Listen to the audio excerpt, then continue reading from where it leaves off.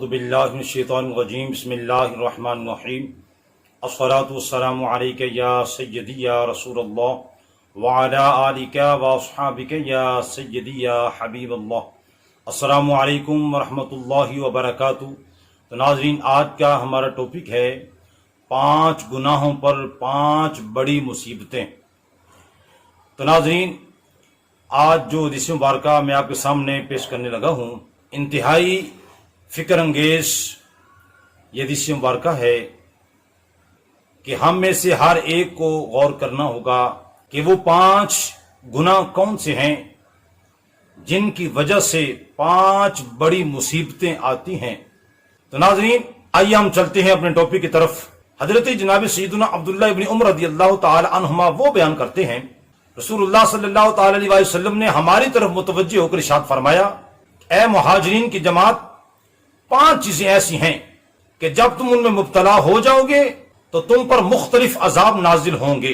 یہ جملہ ارشاد فرمانے کے دوران رسول اکرم صلی اللہ تعالی علیہ وسلم آپ نے اس بات کی پناہ بھی مانگی کہ میں اللہ تعالیٰ سے اس چیز کی پناہ مانگتا ہوں کہ تم ان مصیبتوں میں مبتلا ہو جاؤ۔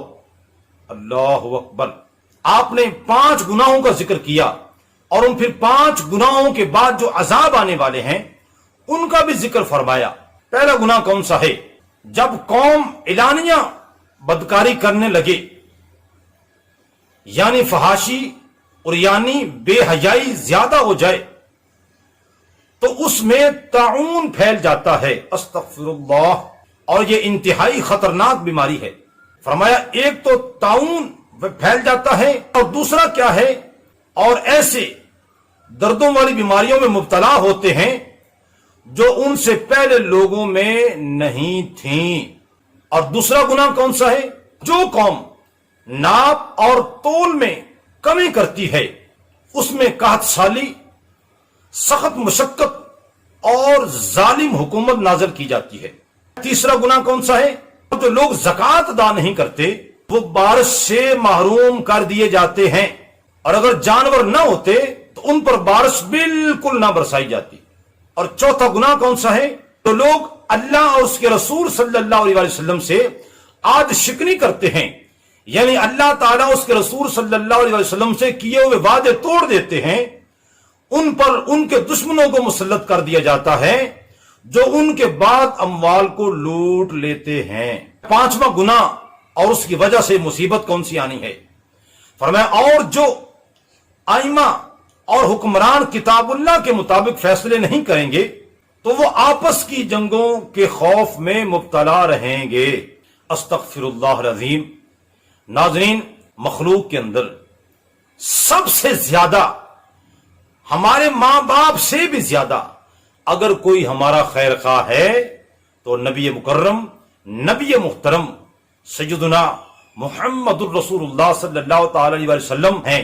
یہ جن مصیبتوں کا آج ہمیں سامنا ہے تو یہ کیوں آئیں؟ اللہ کے پیارے حبیب صلی اللہ تعالی علیہ وسلم نے تقریباً 1450 سال پہلے ارشاد فرما دیا تھا، اے مہاجرین کی جماعت، جب یہ 5 گناہ ہوں گے اس وقت ان لوگوں کو ان 5 مصیبتوں کا سامنا کرنا پڑے گا۔ اللہ اکبر۔ تو رسول اللہ صلی اللہ تعالی علیہ وسلم آپ نے ہر ایک گناہ کو بھی بیان کر دیا اور اس کی وجہ سے آنے والی مصیبت کو بھی بیان کر دیا۔ تو ناظرین، آج جب ہم غور کرتے ہیں تو رب کعبہ کی عزت کی قسم ہے، رسول اکرم صلی اللہ تعالی علیہ وسلم آپ نے جو ارشاد فرمایا تھا بالکل حرف بحرف آپ کا وہ فرمان سچ ثابت ہو چکا ہے۔ یہ گناہ بھی پائے جا رہے ہیں اور ان کی وجہ سے جو مصیبتیں آنی تھیں وہ مصیبتیں بھی آ چکی ہیں۔ تو ناظرین، آپ نے حدیث مبارکہ کو سماعت کیا، بڑا افسوس ہو رہا ہے آج ہمیں اپنی حالت دیکھ کر کہ کیوں نہ ہم نے اپنے آپ کو ان گناہوں سے بچایا۔ اگر ہم ان گناہوں سے اپنے آپ کو بچا لیتے، آج یہ جو طرح طرح کی مصیبتیں، یہ پریشانیاں آ رہی ہیں، کبھی بھی ہمیں ان کا سامنا نہ کرنا پڑتا۔ آج جو طرح طرح کی بیماریاں پیدا ہو رہی ہیں ان کی وجہ کیا بتائی؟ فرمایا فحاشی، عریانی، بے حیائی اور بدکاری جب سر عام ہوگی اس وقت کے لوگوں کو ایسی ایسی بیماریاں لگیں گی جو پہلے لوگوں کو نہیں لگی ہو۔ بالکل ایسا ہو رہا ہے.